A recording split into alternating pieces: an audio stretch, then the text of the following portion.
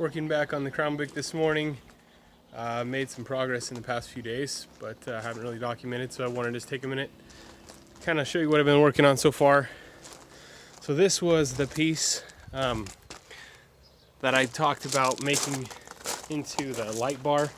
It was actually one of these braces for the roof of the car. So there was one that I pulled off, just a scrap piece from the roof. It wasn't quite wide enough, so what I did was just take right here in the middle and just added in a little bracket there. Kind of see it, but I just basically widened it just to the width of the license plate. That put the whole piece perfectly end to end inside the frame.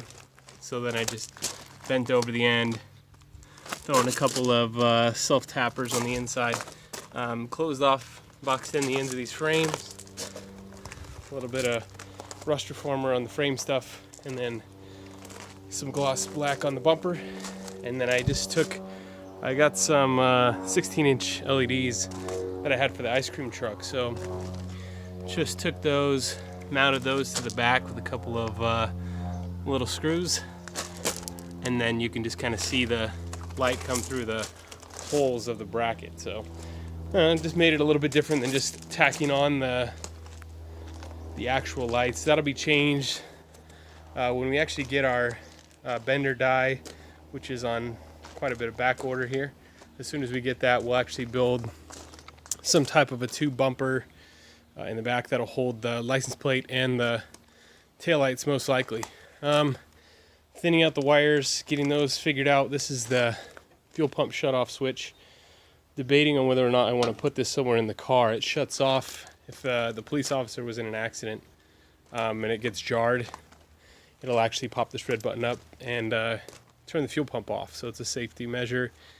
Be kind of nice to have. I'm not sure if it'll be worth having it or if it'll just be a pain. So for right now, I'm just going through and sorting out the wires. Probably going to take and try to get rid of the wires that are going inside the body, drill a hole, take it back underneath to the frame, run these wires for the fuel pump under there, tie them up to the frame really well so they're out of harm's way. But also, I mean, when you can just see straight into the body, it's kind of obnoxious to have wires running there. Plus, it'd be nice to not have to worry about, rubbing them or cutting them by accident. Other stuff, so you can see some of the holes that were here from previous hinges, and this was from the wire loom. So I'm kind of getting started on this on the driver's side front, just cleaning everything up. So the other side, I'll show you, built little patches to go in over these holes, and then I'm in the process now of just bending this seam back just to give myself a little bit more clearance here for the tires. And then I've started some of the paint, but just trying to cover up some of this rust because it looks pretty bad when you have nice shiny black wheels and the car itself is going to be shiny black, so it looks pretty bad. So I'm just clean it up, throw some rust reformer on all this, on the frame, anything else that looks rusted.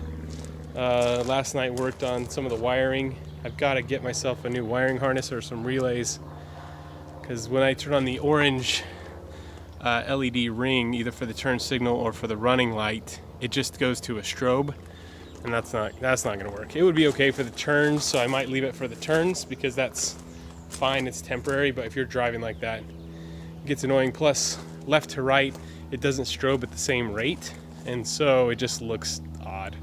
So we'll get that changed out, and then the relay also hopefully will get me to, right now I only have one light on low and one light on high, and I'd like to have both lights on high. So we'll work that out with the wiring. But you can see this side's finished, so all the wiring's all cleaned up, with the exception of this. This is just strictly lights, so as soon as I work out the relays, which are coming tomorrow, clean that up too.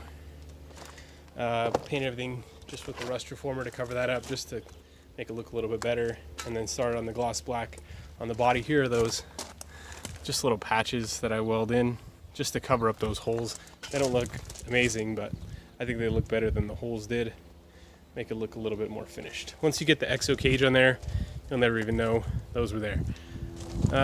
So yeah, starting up on the painting on the body here. That's about it. Haven't done much to this side really. The battery still needs to be mounted permanent, but it's going to be relocated here behind the seat somewhere. Dome light is still hooked up and wired in. Going to try to reuse that. Probably not that exact housing, but some type of a dome light once we get the cage in. Then also still looking for ideas. I've got this cool trunk release button dead center of the console that's still wired here to the back. So I'm trying to think of some good idea I can use that button for. It's 12 volts, but only when you're pressing the button. So I'm trying to think of something cool I can use on the back of the car. A horn, smoke screen, something like that. So thinking of ideas, what we can do, and then today mostly working on cleaning everything up.